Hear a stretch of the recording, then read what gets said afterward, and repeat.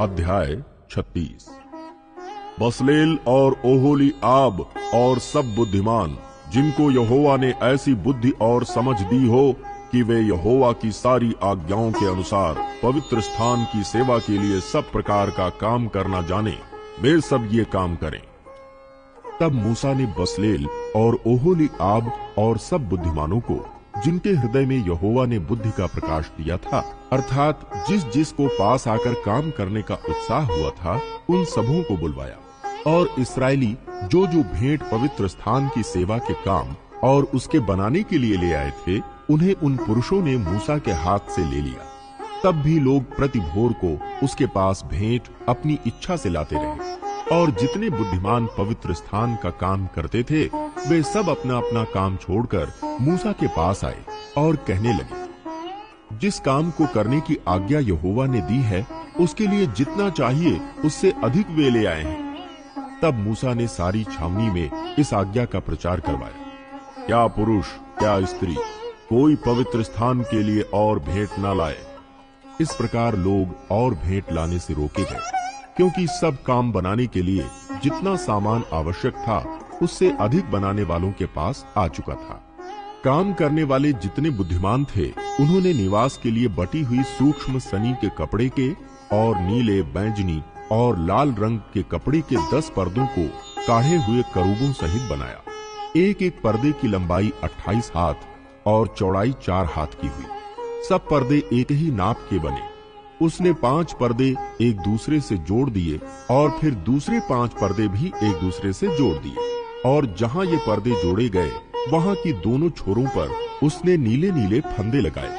उसने दोनों छोरों में 50-50 फंदे इस प्रकार लगाए कि वे एक दूसरे के सामने थे। और उसने सोने के 50 अंकड़े बनाए और उनके द्वारा पर्दों को एक दूसरे से ऐसा जोड़ा कि निवास मिलकर एक हो गया। फिर निवास के ऊपर के तंबू के लिए उसने बकरी के बाल के 11 पर्दे बनाए। एक एक पर्दे की लंबाई 30 हाथ और चौड़ाई 4 हाथ की हुई और 11 पर्दे एक ही नाप के थे। इनमें से उसने 5 पर्दे अलग और 6 पर्दे अलग जोड़ दिए। और जहाँ दोनों जोड़े गए, वहाँ की छोरों में उसने 50-50 फंदे लगाए। और उसने तंबू के जोड़ने के लिए पीतल के 50 अंकड़े भी बनाए, जिससे वो एक हो जाए। और उसने तंबू के लिए लाल रंग से रंगी हुई मेढ़ों की खालों का एक ओढ़ना और उसके ऊपर के लिए सुइसों की खालों का भी एक ओढ़ना बनाया।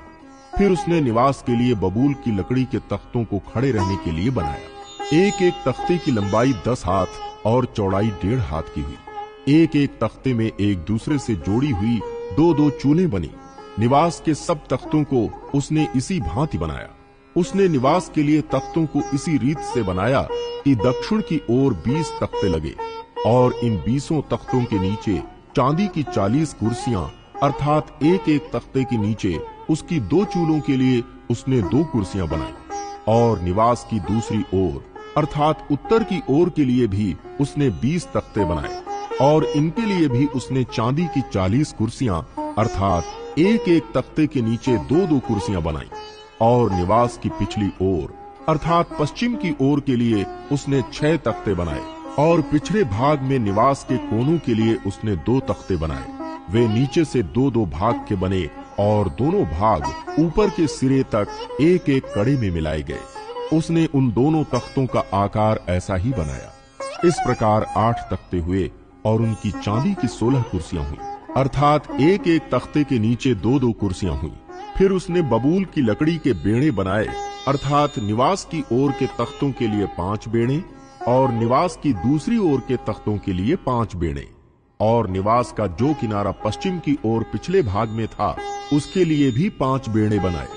और उसने बीच वाले बेड़े को तख्तों के मध्य में तंबू के एक सिरे से दूसरे सिरे तक पहुंचने के लिए बनाया। और तख्तों को उसने सोने से मढ़ा और बेड़ों के घर का काम देने वाले कड़ों को सोने के बनाया और बेड़ों को भी सोने से मढ़ा।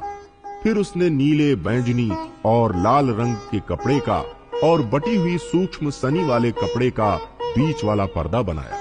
वो कढ़ाई के काम किए हुए करूबों के साथ बना। उसने उसके लिए बबूल के 4 खंभे बनाए और उनको सोने से मढ़ा।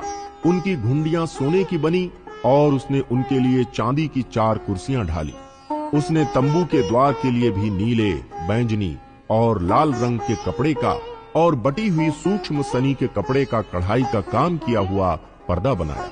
और उसने घुंडियों समेत उसके 5 खंभे भी बनाए और उनके सिरों और जोड़ने की छड़ों को सोने से मढ़ा और उनकी 5 कुर्सियां पीतल की बनाई।